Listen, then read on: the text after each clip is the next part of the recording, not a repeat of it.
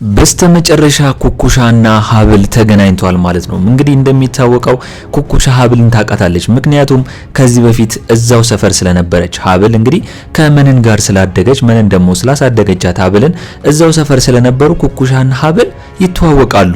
ለዛም ነው በቶሎ ሄደው ሰላም የተባባሉት ማለት ነው። ነገር ግን በዚህ በኩል ደግሞ አሁን ላይ እዝራ ሊደነግጥ ይችላል ማለት ኩኩሻ ሀብል እንዴት ልታውቅ ትችላለች?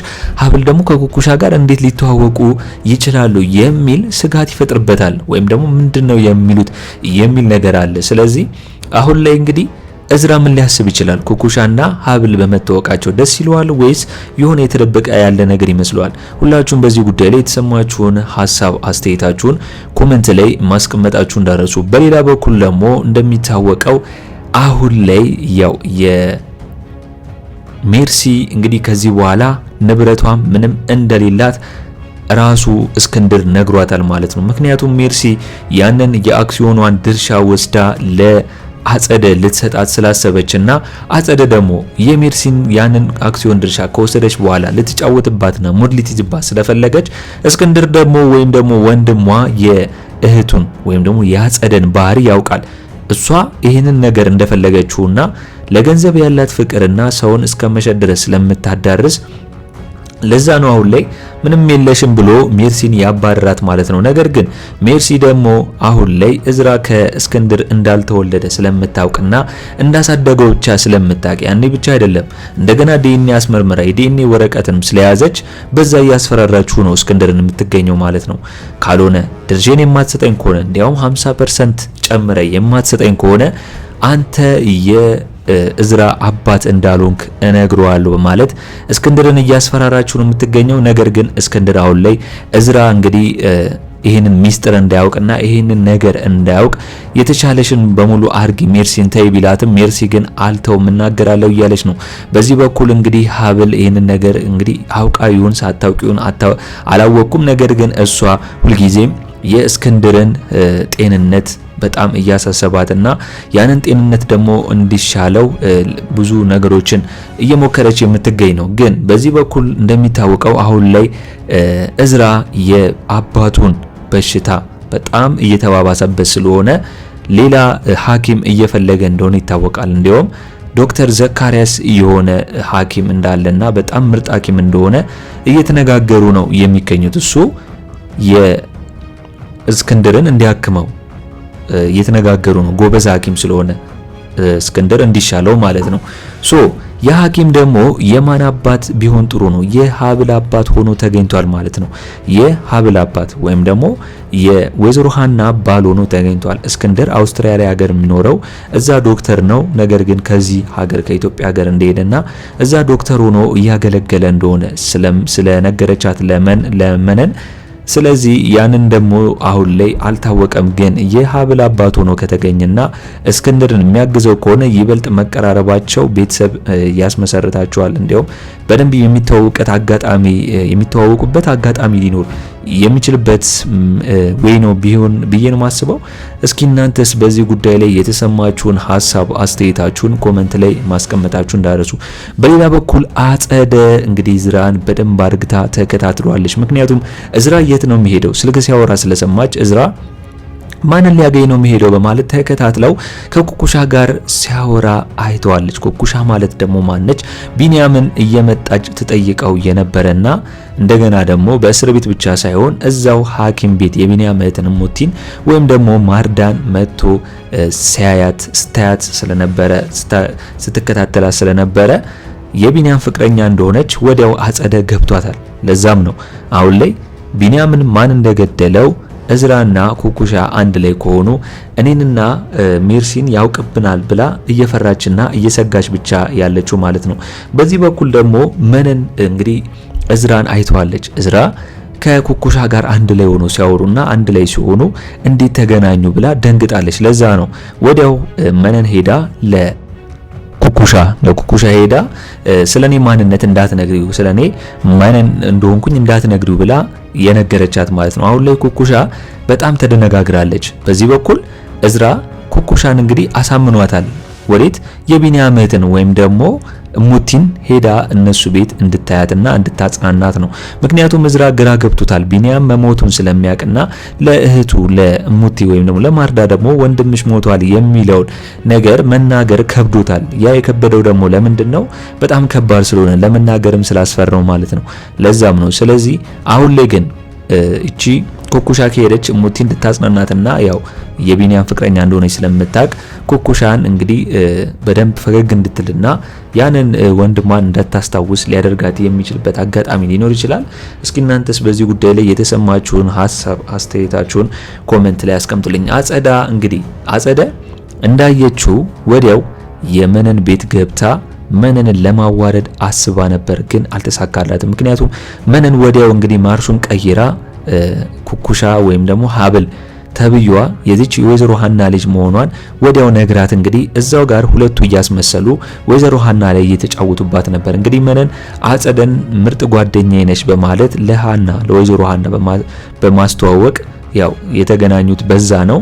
እንግዲህ መነን ይህንን ሚስጥር ላለማውራት አጸደን ነይ ውጪ እናውራ ብላ ብትላትም ነገር ግን አጸደ ምንም አልወጣም በማለት እዛ ቤት በመቀመጥ እንግዲህ የመነንን ውድቀት ስለምትፈልግና የመነን ነገር ስለምትፈልግ እዛው ቤት ተቀምጣለች። እንደገናም ደግሞ የመነንን የውሸት ወሬ አውቃለች ማለት ነው። ሀብል ተብዩዋ እናቷን ሳታገኝ ኩኩሻን ሀብል በማድረግ እዛ ቤት በማስመጣቷ የመነንን ይህንን ሚስጥር አውቃለች። ስለዚህ አሁን ላይ መነን በምታገኘው ነገር በሙሉ ገንዘብ በሙሉ አብሬ እካፈላለሁ ካልሆነ ግን ሚስጥሩን አወራለሁ እያለች መነንን ልታስፈራራ ትችላለች። ምክንያቱም እንደሚታወቀው መነንና አጸደ የአንድ ሳንቲም ሁለት ገጽታ ናቸው። ይጣሉ እንጂ ሁለቱም የሚያሳድዱት ምንድነው? ገንዘብ ነው፣ ሀብት ነው። ስለዚህ ሁለቱ ይህንን ነገር እንግዲህ አብረው ሆኖ ሊሰሩ ይችላሉ ብዬ ነው ማስበው። በምንም ቢጣሉም በሌላ ጊዜ በአንድ ላይ ባይገናኙም፣ ነገር ግን በዚህ በኩል ግን ሚስጥሯን ስላወቀችባት አሁን ላይ አጸደ መነንን እያስፈራራቻት ገንዘብ ልትከፍላት ትችላለች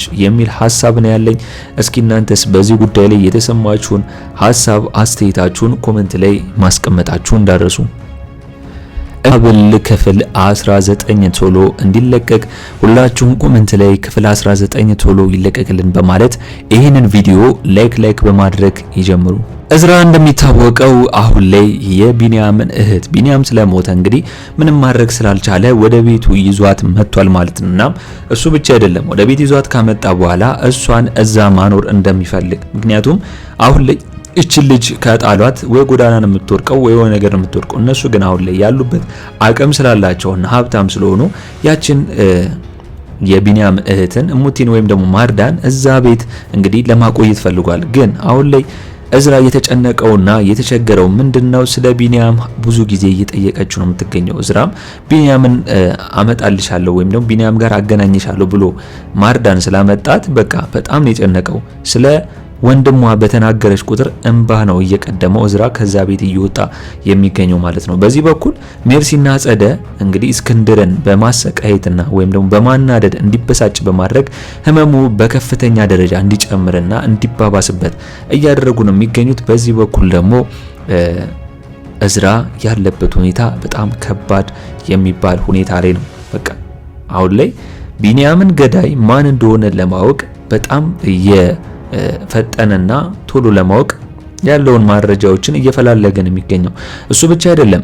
ለእስክንድር እንግዲህ የቢኒያም ገዳይ እነሱ ሊሆኑ እንደሚችሉና ቢኒያም ደግሞ እንደሞተ ተናግሯል። የማህደር መሞት ሳያንስ ቢኒያም መሞቱ ተጠያቂ ሜርሲና አጸደ ሊሆኑ እንደሚችሉ ከወዲሁ እንግዲህ እዝራ አውቆባቸዋል ማለት ነው። መረጃ ብቻ ነው ያጣው፣ መረጃ ብቻ ነው ያላገኘው። እንግዲህ ሜርሲም ራሱ በአጸደ በጣም አዝናበታለች። ቢያንስ እህቱ አሁን ላይ ያለችበት ሁኔታ ካየች በኋላ ሁለቱም ሳምቧ በጣም ከባድ ሁኔታ ላይ ከደረሰ በኋላ ካየች በኋላ እንደዚህ እንደታመመችና እንደዚህ እንደሆነች አላወኩም ብላለች። ምክንያቱም ሜርሲ ቢያንስ የሆነ 25% ታዝናለች ለሰው።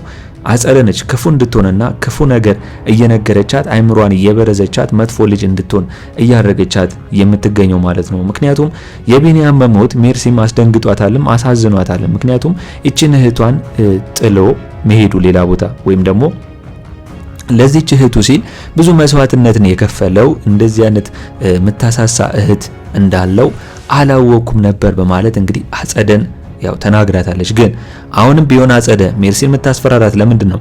የቢኒያም ገዳዮች ተብለን ሁለታችንም እስር ቤት ከመግባታችን በፊት በተለይ አንቺ ሜርሲ እስር ቤት ከመግባትሽ በፊት ያንቺን አክሲዮን ሙሉ በሙሉ ወደኔ መታዘዋውሪ ከሆነ ይሄንን የምታደርግልኝ ከሆነ ሁሉንም ነገር አስተካክለዋለሁ እያለች እንግዲህ ሜርሲ ላይ ሙድ እየያዘችባትና ሜርሲን በጣም እየሸወደቻት ነው የምትገኘው። ሜርሲ ለምንድን ነው ማትነቀው? ሜርሲ አሁን ላይ መንቃት አለባት። በጣም ብዙ ጊዜ ሙድ እየያዘችባትና በጣም ብዙ ጊዜ እየተጫወተችባት ነው የምትገኘው። አንድ ነገር እንኳን አሁን ላይ ሜርሲ ላይ አላስተካከለችላትም። ራሷ ብቻ መነን ለራሷ ስታስተካከልና ለራሷ ስታመቻች ነው እንጂ አንድ ቀን እንኳን ያደረገችው ነገር የለም። ስለዚህ ይህንን ነገር መገንዘብ ይኖርባታል ብዬ ነው ማስበው። ነገር ግን አሁንም ቢሆን አጸደ የምትላትን ጭፍን ጥላቻ እየነገረቻትና እየዘራችባት በሄደች ቁጥር መጥፎ ልጅ እየሆነችና በጣም ከባድ ሁኔታ ላይ ትደርሳለች ብዬ ነው ማስበው። ነገር ግን የአባት ወይም ደግሞ እስክንድር ሜርሲን የሚረግማት ከሆነ የሚያዝንባት ከሆነ ሜርሲም የትም አትደርስም። ዞሮ ተመልሳ ወይ እስር ቤት ትገባለች ወይም ደግሞ ማይሆን ቦታ አወዳደቋ ክፉ ሊሆን የሚችልበት አጋጣሚ ነው የሚኖረው ብዬ ነው ማስበው። እናንተም እስቲ በዚህ ጉዳይ ላይ የተሰማችሁን ሀሳብ አስተያየታችሁን ኮሜንት ላይ አስቀምጡልኝ። አጸደ በኔ በኩል መያዝ አለባት። ምክንያቱም ይሄ ሁላ ጠንሳሽና ይሄ ሁላ ነገር ያደረገችው ለዚህ ሁላ ተጠያቂ ለቢኒያም ሞት ተጠያቂ ለማህደር ሞት ተጠያቂ የሆነችው እሷ ነች። የመጀመሪያውን የማህደር ሞት እንኳን ሜርሲ ብታደርገውም ነገር ግን የቢኒያም ሞትን ደግሞ አሁን ላይ አጸደ ነች። ስለዚህ ሁለቱም ገዳዮች ናቸው። ሁለቱም በቁጥጥር ስር ሊያዙና አሁን ላይ የእጃቸውን ማግኘት አለባቸው ከሚሉት ሰዎች መካከል ነኝ። እናንተም እስቲ በሜርሲና በአጸደ ላይ ያላችሁን ሀሳብ አስተያየታችሁን ኮሜንት ላይ በማስቀመጥ ማድረስ ይችላላችሁ።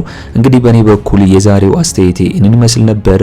ለቻናላችን አዲስ ከሆናችሁና ሰብስክራይብ እስካሁን ያላደረጋችሁ ካላችሁ ሰብስክራይብ በማድረግና የደወል ምልክቱን በመጫን ቤተሰብ እንድትሆኑን በአክብሮት እንጋብዛለን። በቀጣይ ክፍል እስከምንገናኝ ድረስ ሰናይ ቆይታ ይሁንላችሁ። ቻው ቻው።